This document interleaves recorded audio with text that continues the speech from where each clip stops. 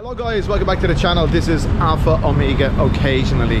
On this occasion, this is not what the video is about, but this is what we're going to be doing during the video. I have to make my way to the embassy of Myanmar, somewhere around Sukhumvit area, Wireless Road or whatever it is, I'll find out. But I'm taking the MRT, but that's incidental. This video is about the pecking order in Thailand. Who's important and why are they important? And a lot depends on the kind of car you drive. Now I know this is the case in a lot of cultures.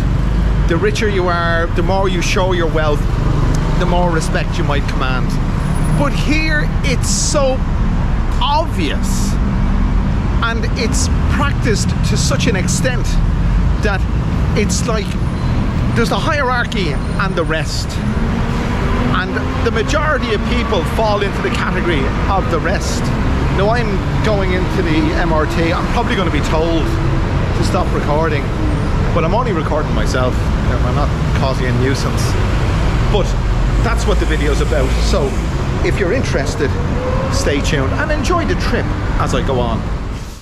Hello there.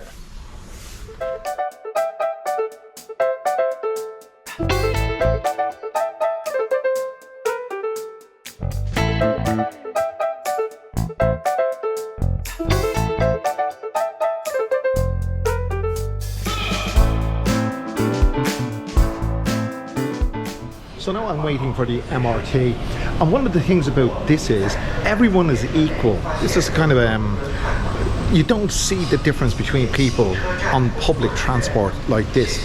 But when you take private transport, it's very, very obvious. Anyway, I'm not going to film anymore while I'm on this because I know they get a bee in their bonnet about it. So I'll wait till I get off the other end. Okay, here we are at the other end. In other words, an MRT ride and a BTS ride. We're at Plumchit or Plamchit. Still looking for, well, not still looking, about to look for the Myanmar embassy, but that's not the point, as I said, of this video. But you know something? If you want to see in evidence what I'm talking about in terms of pecking order in Thailand, all you gotta do, well, put it this way, when I stop at a pedestrian crossing, you know, the black and white line thing, you know, we call them zebra crossings, or you probably call them zebra crossings in the States, I don't know, or crosswalks. But anyway, in Ireland and most places that I know, if a pedestrian is standing at the crosswalk, they can cross the road. In other words, the traffic is obliged to yield, to stop. But you see here, that doesn't apply. And when I stop at these pedestrian crossings, when I see someone attempting to cross the road or waiting to cross the road, they don't even acknowledge the fact that I've stopped. They just look at me as if I've two heads. Why has he stopped? Because you see, pedestrians are the lowest form of life in Bangkok.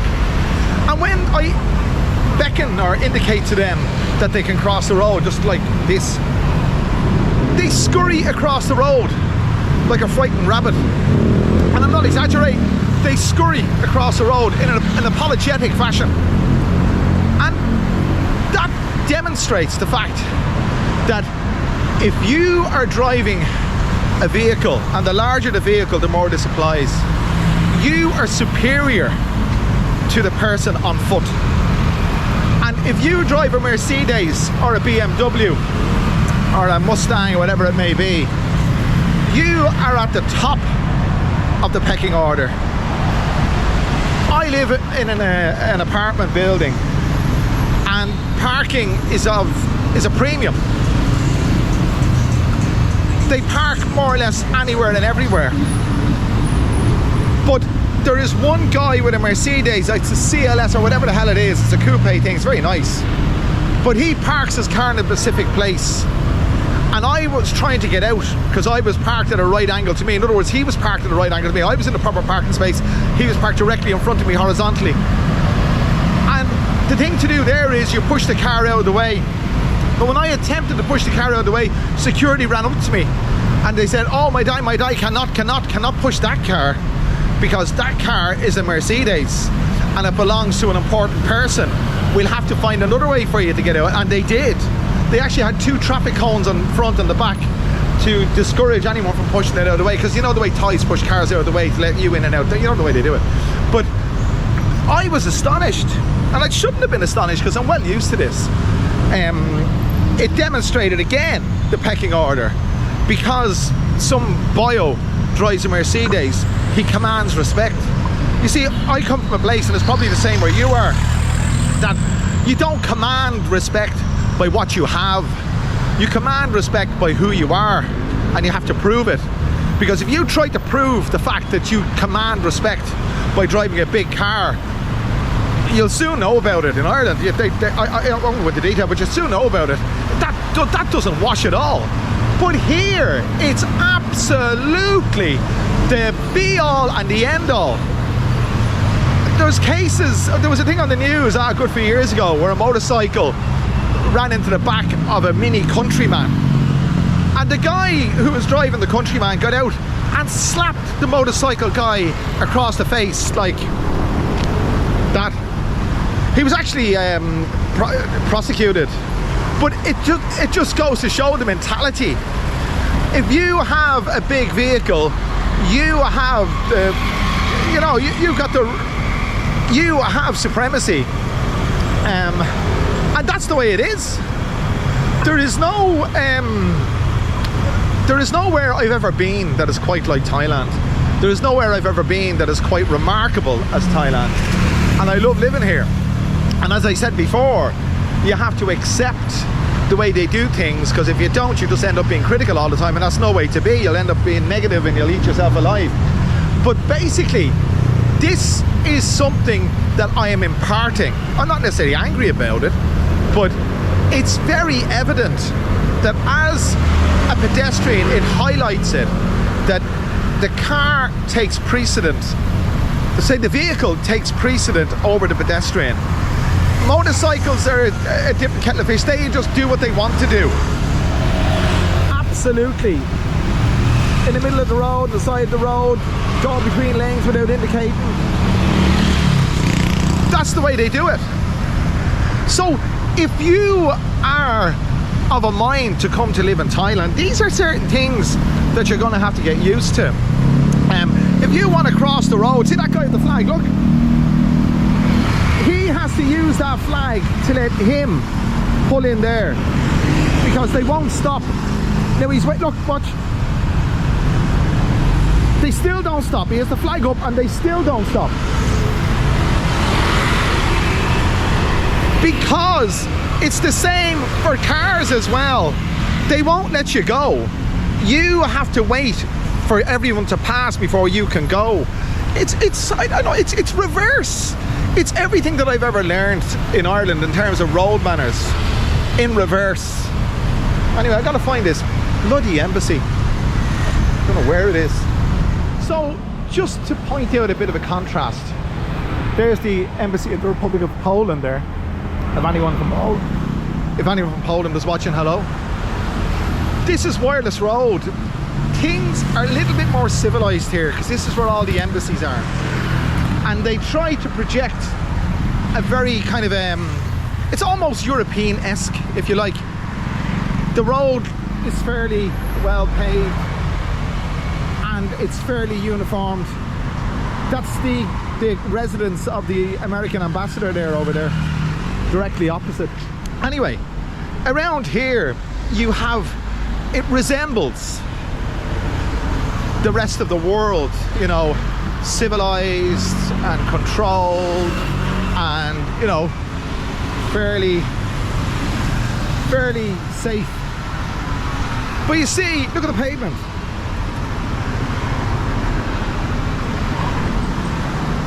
This is the thing. People just don't care here. They really don't.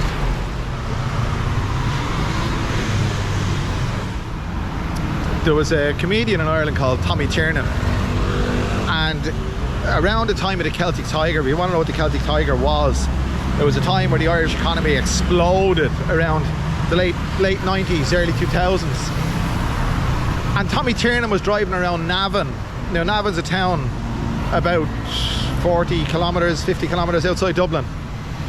If you want to know anything about Navan, that's where Pierce Brosnan is from. The claim to fame, but Tommy Tiernan's from there as well. Anyway, Tommy Tiernan was driving, as we say in Ireland, this big fuck off car.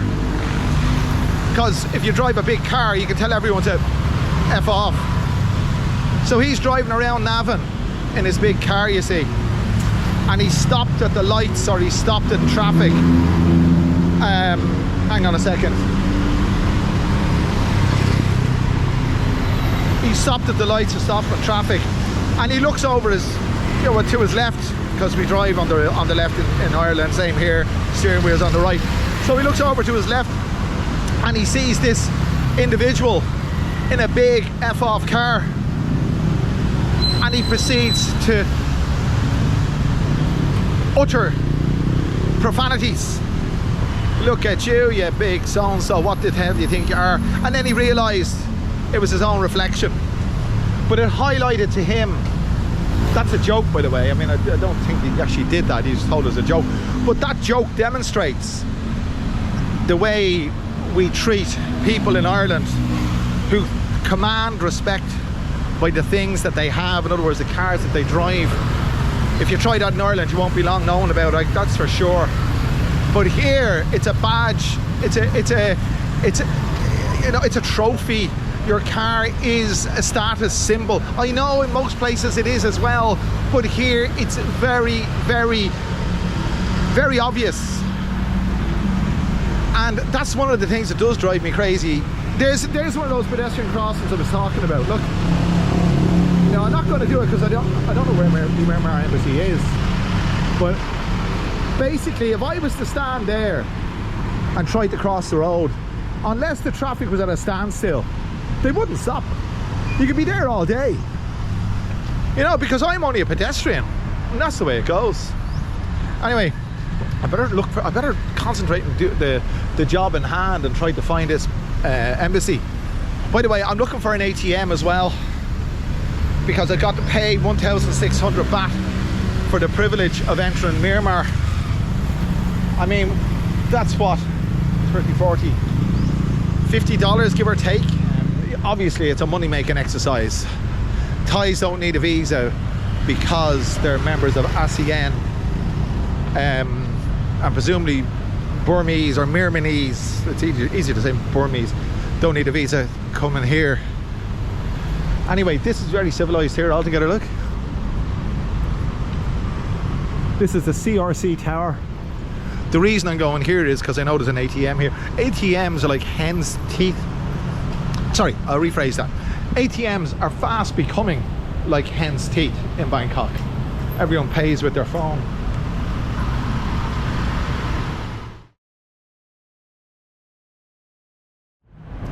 Well, I've been in and out of the Myanmar embassy, and I tell you, I've never seen anything like it in my life.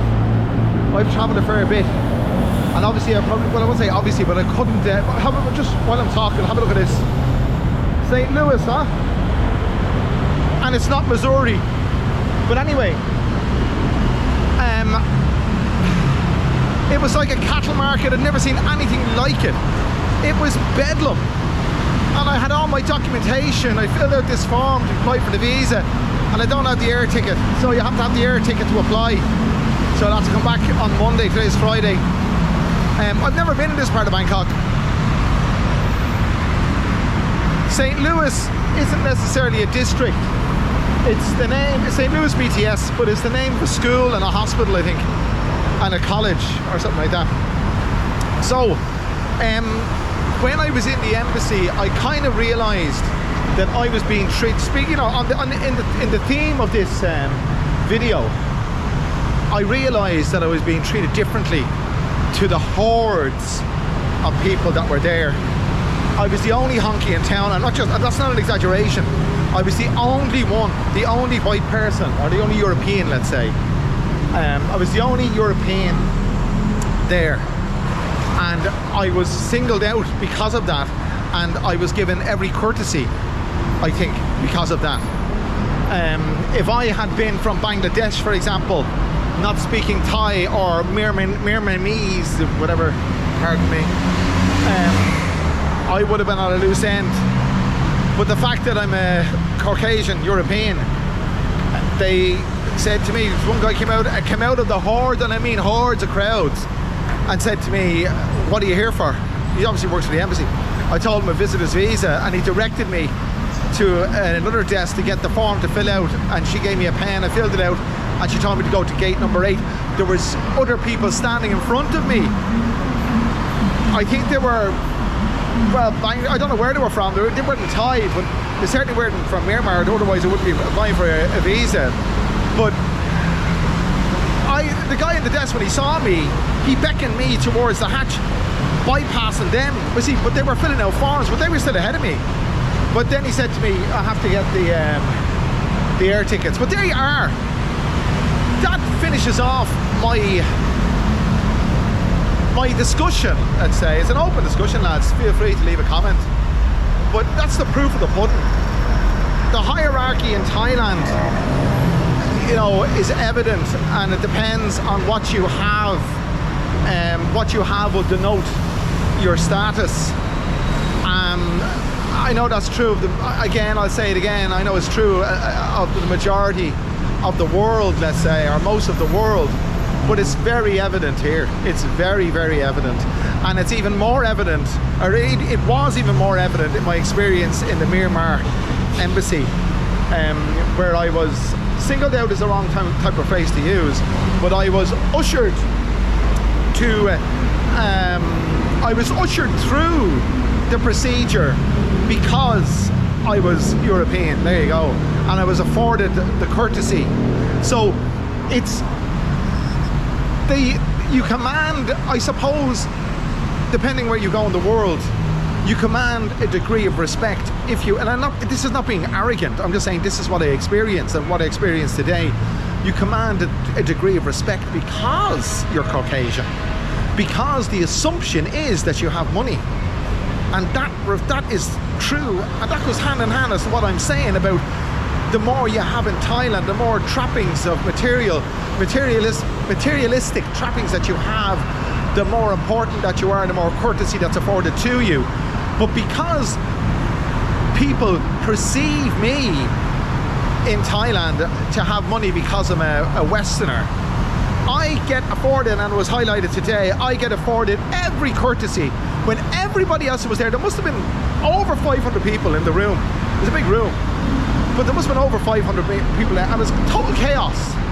But none of them seemed to have been given the courtesy that I was afforded. So there you go. It's nice when it happens to you, but it's as I said, it's very, very evident here that the more you have, the more respect you command, and it's a total opposite to where I come from. So there you go. So listen guys, if I haven't done so already, click that like button, click the share button, click the subscribe button. I'm going to grab the BTS to Asal, and then I'm going to grab the MRT back to Wigwang, and I'm at St. Louis station. How about that? See you again, lads. Thanks for joining me.